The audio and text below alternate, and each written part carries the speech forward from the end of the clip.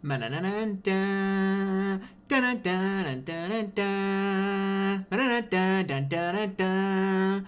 on, everybody? Welcome to Family Feud. We're going to be talking about this game show, its influence on the culture as a medium, and how this game show as a whole has influenced... What? What do you mean we're not talking about Family Feud? What do you mean it's not those kind of games? Four axioms of communication... What, you mean like from Com Theory? I guess we're not talking about Family Feud then. A whole presentation from everything... Whatever.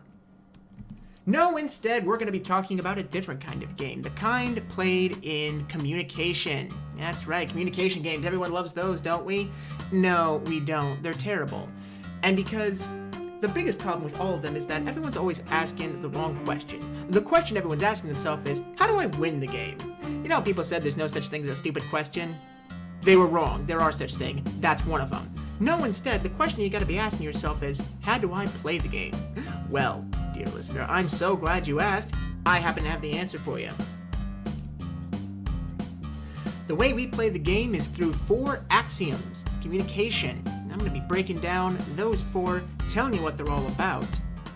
And by that, you will learn how to play the game just a little bit better. I think we can make it work. Let's get into it. Axiom number 1. You can't not communicate. What? What do I mean by this? Very simple. Everything you do is communication. Even not talking to somebody is communication. Let's say somebody sends you a text and you ghost them. That's still communicating, unfortunately. It's a dickish way of communicating, but it's still communicating nonetheless. You are communicating something even if you're not talking to that person in any way, shape, or form. Everything you do communicates something. Even if you just send like a smiley face emoji, the person on their phone could be sitting there going, what do they mean by this smiley face?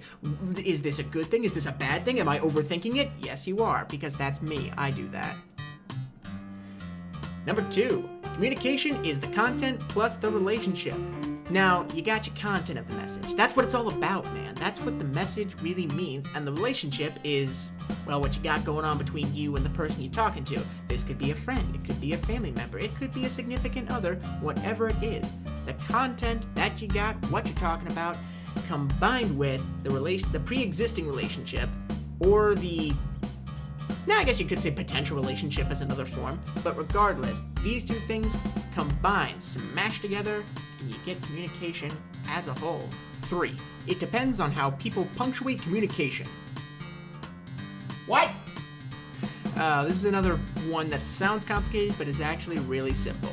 So how people punctuate something is how it's interpreted in their mind. Imagine if you cut somebody off with a really angry response while they were talking. That's going to be interpreted by them in a lot of ways, most of them negative. Maybe don't do that, just a thought there.